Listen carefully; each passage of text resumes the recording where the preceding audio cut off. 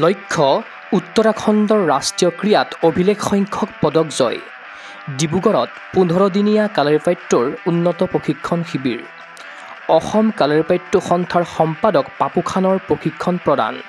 যোৱা 21 ছেপ্টেম্বৰৰ পৰা অসম কালাৰিপাট্য সন্থাৰ অধীনত তথা ডিব্ৰুগড় জিলা কালাৰিপাট্য সন্থাৰ সহযোগত ডিব্ৰুগড়ৰ টেঙাখাটত অনুষ্ঠিত হয় কালাৰিপাট্য ইভেণ্টৰ 15 দিনীয়া উন্নত প্ৰশিক্ষণ শিবিৰ।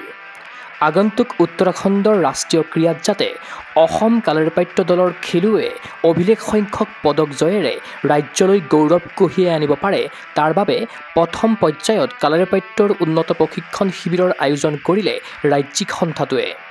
এই শিবিৰত অংশগ্ৰহণ কৰিলে 13খন জিলাৰ প্ৰায় 24 গৰাকীকৈ খেলুৱৈয়ে।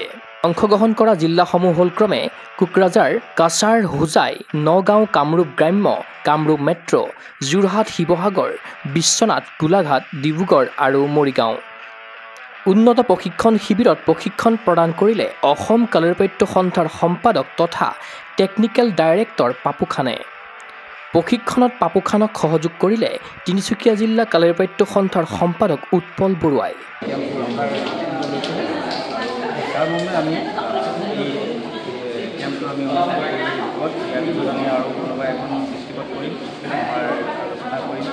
মই ডিব্ৰুগড় কালাৰিপাট্য এছ'চিয়েশ্যনৰ ছেক্ৰেটাৰী প্ৰেছিডেণ্ট সকলোকে ধন্যবাদ দিব বিচাৰিছোঁ আৰু লগতে আমাৰ মাননীয় সভাপতি ডক্টৰ পৰমানন্দ তেওঁকো ধন্যবাদ দিব বিচাৰিছোঁ যে তেওঁ এই এডভান্স কেম্পৰ কাৰণে আমাক দিছিলে।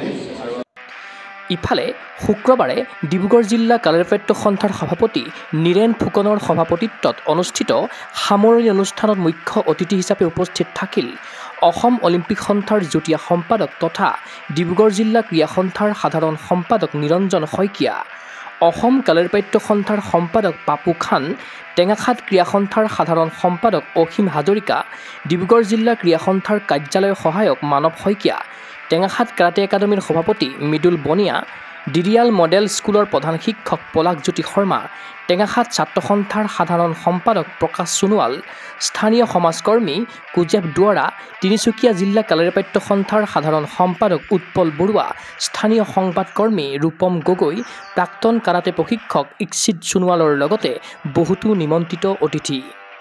অনুষ্ঠানটি আঁত ধৰি শেষত শলাগৰ শৰাই আগবঢ়াই ডিব্ৰুগড় জিলা কালাৰিপাট্য সন্থাৰ সাধাৰণ সম্পাদক বিশ্বজিৎ সোণোৱালে।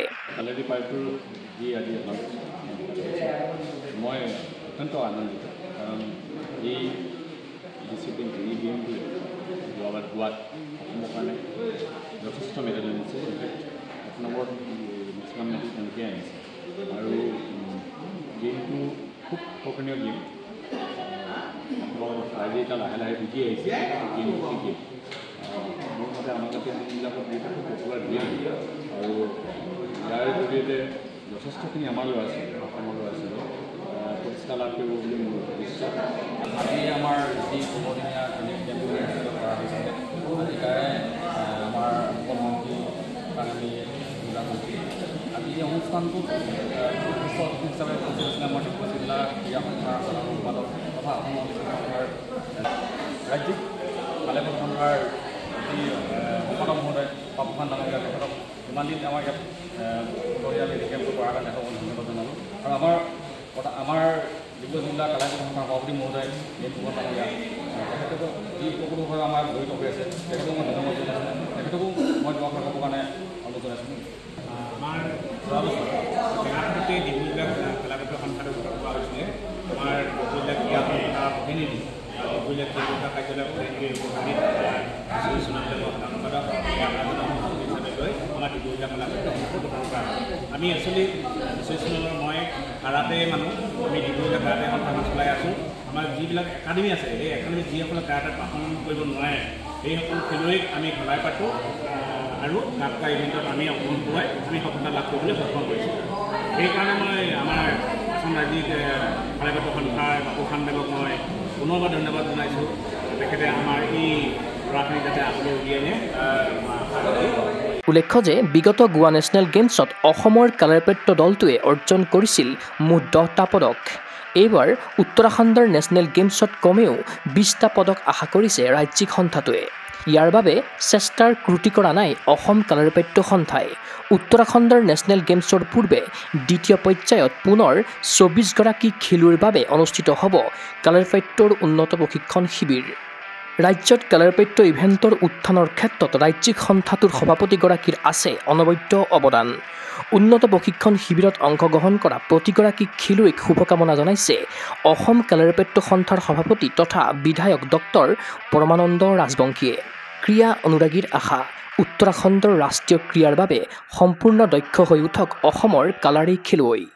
আগন্তুক ৰাষ্ট্ৰীয় ক্ৰীড়াত দুৰ্দান্ত প্ৰদৰ্শনেৰে 10ৰ পৰা 20টালৈ বৃদ্ধি হওক অসম কালাৰিপাট্য দলৰ পদকৰ সংখ্যা। ডিব্ৰুগড়ৰ পৰা নীৰেণ ফুকনৰ সহযোগত news desk report Gogo sports এনে।